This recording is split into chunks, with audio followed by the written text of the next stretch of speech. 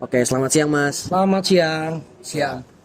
Perkenalkan saya Nazwa Fadil dari Fakultas Teknologi Informasi. Saat ini sedang melakukan penelitian terkait dengan dampak teknologi dalam membangun sikap bela negara. Saya bakal ngasih Mas 5 pertanyaan, tolong dijawab ya Mas ya. Baik. Oke, untuk pertanyaan yang pertama. Menurut Mas, apakah penggunaan teknologi itu dapat memperluas wawasan masyarakat soal bela negara? Teknologi memperluas wawasan masyarakat dalam bela negara. To some degree sih bisa dibilang memperluas wawasan masyarakat ya. Tapi sometimes kalau teknologi itu diberikan kepada orang yang nggak tepat gitu, dalam arti yang di bawah belum mendapatkan pendidikan yang cukup, mereka bisa menyalahartikan teknologi hasil informasi yang didapatkan dari teknologi tersebut gitu sih. Oke, kalau menurut Mas ya? Pada dasarnya balik lagi ke orangnya bisa menilai itu dengan informasi itu dengan baik apa enggak. Berarti balik lagi ke orangnya kayak gimana bersikap. Oke. Untuk pertanyaan kedua nih, media sosial kan salah satu bagian daripada teknologi ya Mas ya. Yes. Dengan adanya media sosial tuh sekarang menurut Mas memperbaik atau justru memperburuk dalam membangun sikap bela negara sih di masyarakat? Kalau kita lihat secara keseluruhannya di Indonesia, rasio yang orang dapat memilih media sosial itu sebagai informasi yang memperbaik dalam bela negara sih, kalau di kota-kota besar mungkin iya Mas. Tapi kan Indonesia nggak cuma di kota-kota besar aja kan, sementara rasionya di kota-kota yang maju di Indonesia tuh paling 30%. Nah, kalau kita lihat faktanya mungkin justru malah memperburuk, karena orang-orang yang di daerah yang memproses informasi itu secara mentah itu malah menilai informasi tersebut menjadi yang nggak baik gitu. Kalau menurut Masnya gimana? Kemajuan teknologi harus diseimbangin dengan kemajuan SDM-nya.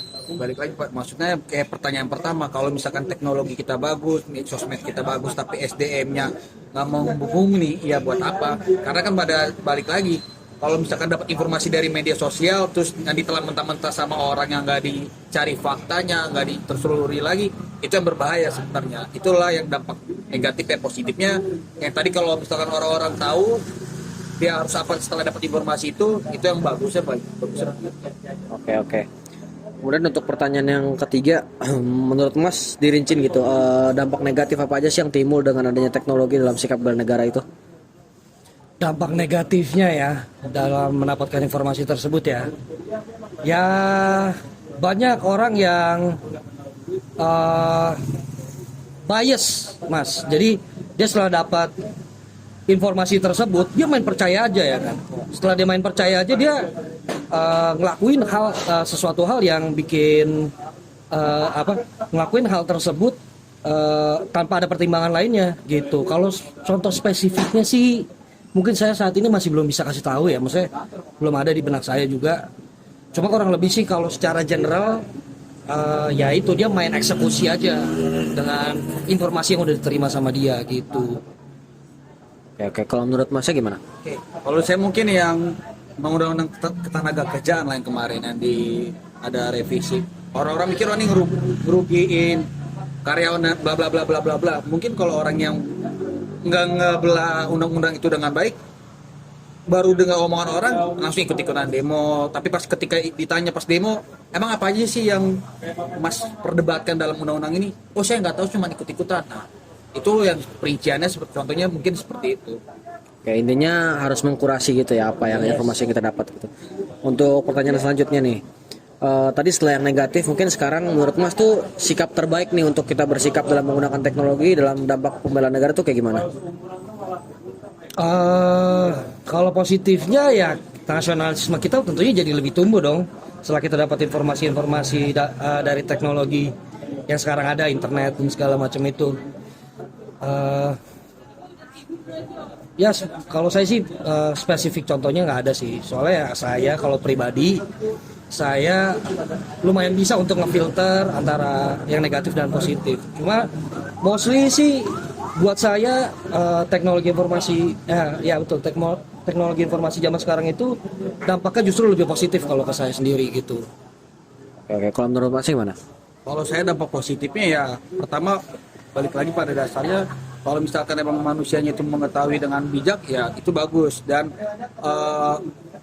yang lebih detailingnya itu misalkan orang-orang dengan adanya internet kan bisa tahu tentang sejarah kita, tentang kita perjuangan bangsa dan pahlawan kita. Tapi kalau misalkan nggak dipilah-pilah ya jadi negatif. Contohnya misalkan kayak contoh kayak Piala Dunia yang kita gagal yang kemarin jadi tuan rumah. Orang-orang berpikir, oh zaman Soekarno kita menolak Israel. Tandanya kita juga harus menolak Israel lagi pada saat ini. Tapi kan harus dipilah-pilah lagi. Terkadang yang menurut kita benar di zaman dulu belum tentu pada saat ini benar juga. Relevan. Ya, jadi itu harus diiringi lah. Karena contohnya kita menolak misalkan Israel main sama kita karena kayak ada historinya lah kita. Tapi kan pada dasar balik lagi orang yang kedutaan Palestina pun nggak bermasalah gitu. Jadi yang bermasalah sebenarnya kitanya, Palestinanya, apa Israel ya. Sebenarnya hal spesifiknya itu sih harus disesuaikan lah peraturan, histori dan perkembangan zaman pada saat ini. Nggak bisa semua dipukul rata. Ya zaman dulu ayah. Sekarang harus ada pilah-memilahnya lagi. Oke. Untuk pertanyaan terakhir nih, dari Mas berdua ada saran atau ide nggak untuk meningkatkan penggunaan teknologi dalam mempromosikan kegiatan bela negara? Sarannya ya, kalau saran saya sih harusnya ada lembaga khusus untuk ngefilter informasi-informasi yang diposting baik di sosial media, Google ataupun blog, YouTube, itu harus ada yang filter, ya kan? Kalau misalnya semua informasi bisa diakses sama semua orang dan informasi itu kita masih belum tahu kebenarannya 100% atau enggak.